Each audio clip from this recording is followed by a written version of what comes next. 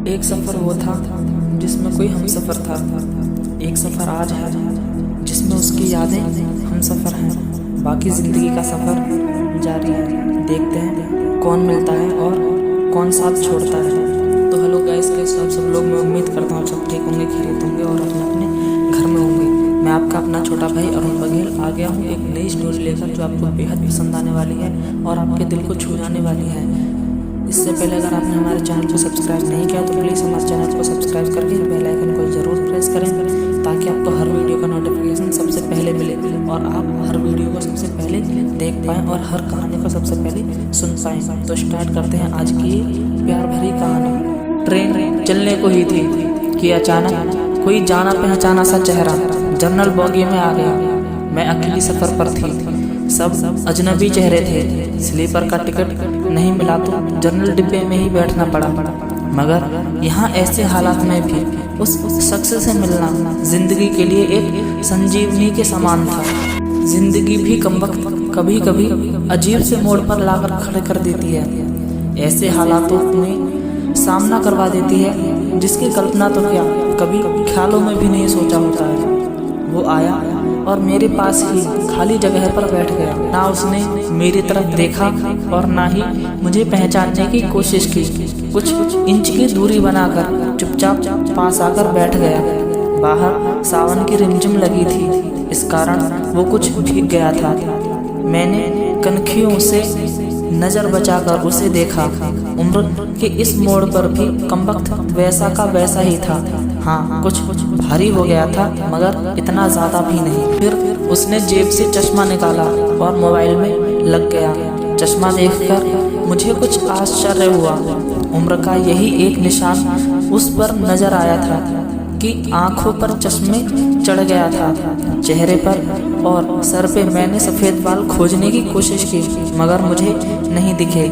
मैंने जल्दी से सर पर साड़ी का पल्लू डाल लिया। बालों को डाई किए हुए मुझे काफ़ी दिन हो गए थे। ज़्यादा तो नहीं थे सफ़ेद बाल मेरे सर पर मगर इतने ज़रूर थे कि गौर से देखो तो नज़र आ जाए। मैं उठकर बाथरूम गई, हैंडबैग से फेस वॉश निकाला, चेहरे को ढंग से धोया और फिर शीशे में चेहरे को गौर से देखा। पसंद तो नहीं आया मगर अजीब सा मुंह बनाकर मैंने शीशा वापस बैग में डाल दिया और वापस अपनी जगह पर आ गई। मगर वो साहब तो खिड़की की तरफ से मेरा बैग सरकाकर खुद खिड़की की तरफ बैठ गए थे। मुझे पूरी तरह देखा भी नहीं, बस बिना देखे ही कहा सॉरी। भागकर चढ़ा तो पसीना आ गया था। थोड़ा सूख जाए फिर अपनी जगह बैठ जाऊंगा। फिर वह अपने मोबाइल में लग गया। मेरी इच्छा जानने की कोशिश भी नहीं की। उसकी यही बात हमेशा मुझे बुरी लगती थी। फिर भी ना जाने उसमें ऐसा क्या था कि आज तक मैंने उसे नहीं भुलाया। एक वो था कि 10 सालों में ही मुझे भूल गया था। मैंने सोचा शायद अभी तक गौर नहीं किया, पहचान लेगा। थोड़ी मोटी हो गई हूँ शायद इसीलिए पहचाना नहीं। मैं उदास हो गई। इस शख्स को जीवन में कभी भुला ही नहीं पाई। उसको मेरा चेहरा भी याद नहीं था। माना कि ये औरतों और लड़कियों को ताड़ने की इसकी आदत नहीं थी मगर पहचाने भी नहीं। वो शादीशुदा है और मैं भी शादीशुदा हूँ। जानती थी इसके साथ रहना मुश्किल है मगर इसका मतलब यह तो नहीं कि अपने ख्यालों को, अपने सपनों को जीना छोड़ दूँ। एक तमन्ना थी कि कुछ पल खुल के उसके साथ गुजारूं। माहौल दोस्ताना ही हो मगर हो तो सही। आज वही शख्स पास बैठा था जिसे स्कूल टाइम से मैंने दिल में बसा रखा था। सोशल मीडिया पर उसके सारे अकाउंट चोरी छुपे देखा करती थी। उसकी हर कविता और शायरी में खुद को खोजा करती थी। वह तो आज पहचान ही नहीं रहा था। माना कि हम लोगों में कभी प्यार की पींगे नहीं चली, ना कभी इजहार हुआ। हाँ, वो हमेशा मेरी केयर करता था और मैं उसकी केयर करती थी। कॉलेज छोटा तो मेरी शादी हो गई और वो फौज में चला गया। फिर उसकी शादी हुई। जब भी गांव गई उसकी सारी खबर ले आती थी। बस ऐसे ही जिंदगी गुजर गई। आधे घंटे से ऊपर हो गया। वो आराम से खिड़की के पास बैठा मोबाइल में लगा था। देखना तो दूर, चेहरा भी ऊपर नहीं किया। मैं कभी मोबाइल में देखती, कभी उसकी तरफ। सोशल मीडिया पर उसके अकाउंट खोलकर देखे, तस्वीर मिलाई, वही था, पक्का वही, कोई शक नहीं था। वैसे भी हम महिलाएं पहचानने में कभी भी धोखा नहीं खा सकती। 20 साल बाद भी सिर्फ आंखों से पहचान ले, इतना ही सोच रही थी। फिर और कुछ वक्त गुजरा, माहौल वैसा का वैसा था। मैं बस पहलू बदलती रही। फिर अचानक टीटी आ गया, सबसे टिकट पूछ रहा था। मैंने अपना टिकट दिखा दिया, उससे पूछा तो उसने कहा नहीं है। टीटी बोला फाइन लगेगा। वह बोला लगा दो। टीटी ने कहा कहाँ की टिकट बनाऊं? उसने जल्दी से जवाब नहीं दिया, मेरी तरफ देखने लगा। मैं कुछ समझी नहीं। उसने मेरे हाथ में थमी टिकट को गौर से देखा और फिर टीटी से बोला कानपुर। टीटी ने कानपुर की टिकट बना कर दी और उससे पैसे लेकर चला गया। फिर वह मोबाइल में तल्लीन हो गया। आखिर मुझसे रहा नहीं गया। मैंने पूछ ही लिया कानपुर में कहाँ रहते हो? मोबाइल में नजरें गड़ाए हुए ही बोला कहीं नहीं। वह चुप हो गया तो मैं फिर बोली किसी काम से जा रहे हो? वह बोला हाँ। अब मैं चुप हो गई। वह अजनबी की तरह बात कर रहा था और अजनबी से कैसे पूछ लूं कि किस काम से जा रहे हो। कुछ देर चुप रहने के बाद फिर मैंने पूछ लिया कि शायद आप वहाँ नौकरी करते हो। उसने कहा नहीं। मैंने फिर हिम्मत करके पूछा तो किसी से मिलने जा रहे हो? वही संक्षिप्त उत्तर नहीं। आखिरी जवाब सुनकर मेरी हिम्मत नहीं हुई कि और भी कुछ पूछूं। अजीब आदमी था, बिना काम के सफ़र कर रहा था। मैं मुंह फेर कर अपने मोबाइल में लग गई। कुछ देर बाद खुद ही बोला ये भी पूछ लो कि क्यों जा रहे हो कानपुर? मेरे मुंह से जल्दी से निकला बताओ क्यों जा रहे हो? फिर अपने ही उतावलेपन पर मुझे शर्म सी आ गई। उसने थोड़ा सा मुस्कुराते हुए कहा एक पुरानी दोस्त मिल गई है जो आज अकेले सफर पर जा रही है। फौजी आदमी हूँ, सुरक्षा करना मेरा कर्तव्य है। अकेले कैसे जाने देता, इसलिए उसे कानपुर तक छोड़ने जा रहा हूँ। इतना सुनकर मेरा दिल जोर से धड़कने लगा। नॉर्मल नहीं रह सकी मैं। मगर मन के भावों को दबाने का असफल प्रयत्न करते हुए मैंने हिम्मत करके फिर उससे पूछा कहाँ है वो दोस्त? कमबख्त फिर मुस्कुराते हुए बोला यहीं मेरे पास बैठी है ना। इतना सुनकर मेरे सब कुछ समझ में आ गया कि क्यों उसने टिकट नहीं लिया, क्योंकि उसे पता ही नहीं था कि मैं कहाँ जा रही हूँ। सिर्फ और सिर्फ वो मेरे लिए ही दिल्ली से कानपुर जा रहा है। और ये जानकर मुझे इतनी खुशी मिली कि मेरे आंखों से आंसू आ गए। दिल के भीतर एक गोला सा बना और फट गया। परिणाम में आंखें तो भीगनी ही थी। बोला रो क्यों रही हो? मैं बस इतना ही कह पाई तुम मर्द हो, नहीं समझ सकते।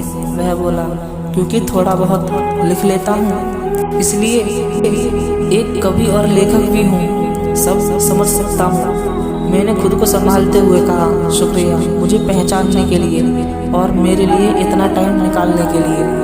वह बोला प्लेटफॉर्म पर अकेली घूम रही थी, कोई साथ नहीं दिखा तो आना पड़ा। कल ही रक्षाबंधन था, इसलिए बहुत भीड़ है। तुमको यूं अकेले सफ़र नहीं करना चाहिए। क्या करती, उनकी छुट्टी नहीं मिल रही थी और यहाँ दिल्ली में आकर बस गए। राखी तो बांधने आना ही था। मैंने अपनी मजबूरी बताई। उसने कहा ऐसे भाइयों को राखी बांधने आई हो जिनको ये भी फिक्र नहीं कि बहन इतना लंबा सफ़र अकेले कैसे करेगी। शादी के बाद भाई रहे ही नहीं, भाभीयों के हो गए हैं, मम्मी पापा रहे नहीं, कहकर मैं उदास हो गई। वह फिर बोला तो पति को समझना चाहिए, उनकी बहुत बिजी लाइफ है, मैं ज़्यादा डिस्टर्ब नहीं करती और आजकल इतना खतरा नहीं रहा, मैं अकेले सफ़र कर लेती हूँ। तुम अपने सुनाओ कैसे हो?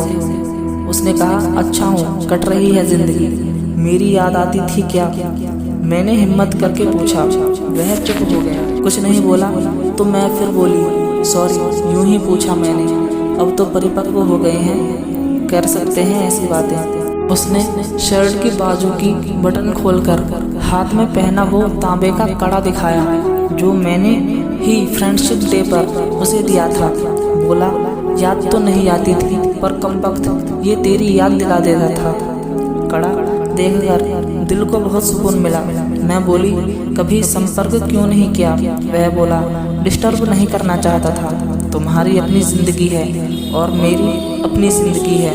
मैंने डरते डरते पूछा, तुम्हें छू लूं? वह बोला, पाप नहीं लगेगा? मैं बोली, नहीं, छूने से पाप नहीं लगता। और फिर मैं कानपुर तक उसका हाथ पकड़कर बैठी रही। हम दोनों की बहुत सी बातें हुई। जिंदगी का ऐसा यादगार दिन था वो, जिसे आखिरी सांस तक भुला नहीं पाऊंगी। वह मुझे सुरक्षित घर छोड़कर गया, रुका नहीं, बाहर से ही चला गया। जम्मू थी उसकी ड्यूटी, चला गया। उसके बाद उससे कभी बात नहीं हुई, क्योंकि हम दोनों ने एक दूसरे के फ़ोन नंबर नहीं लिए। हालांकि हमारे बीच कभी भी नापाक कुछ भी नहीं हुआ। एक पवित्र सा रिश्ता था, मगर रिश्तों की गरिमा बनाए रखना ज़रूरी था। फिर ठीक 1 महीने बाद मैंने अखबार में पढ़ा था कि वो देश के लिए शहीद हो गया। क्या गुजरी होगी मुझ पर, वर्णन नहीं कर सकती। उसके परिवार पर क्या गुजरी होगी पता नहीं। लोक लाज के डर से मैं उसके अंतिम दर्शन भी नहीं कर सकी। आज उससे मिले 1 साल हो गया है। आज भी रक्षाबंधन का दूसरा दिन है। आज भी सफ़र कर रही हूँ, दिल्ली से कानपुर जा रही हूँ। जानबूझकर जनरल डिब्बे का टिकट ही लिया है मैंने। अकेली हूँ, ना जाने दिल क्यों आस पाले बैठा है कि आज फिर आएगा और पसीने सुखाने के लिए उसी खिड़की के पास बैठेगा। वो सफ़र था जिसमें कोई हम सफ़र था। एक सफ़र आज है जिसमें उसकी यादें हम सफ़र हैं। बाकी ज़िंदगी का सफ़र जारी है। देखते हैं कौन मिलता है और कौन साथ छोड़ता है। तो गाइस, इसी के साथ मैं आपसे विदा लेता हूँ और मिलते हैं अगली वीडियो में ऐसे ही रोमांटिक और प्यार भरी कहानी के साथ। तो बने रहिए हमारे साथ ऐसे ही हर वीडियो में। और प्लीज़ हमारी वीडियो को लाइक, कमेंट और शेयर ज़रूर करें। And thank you so much and love you.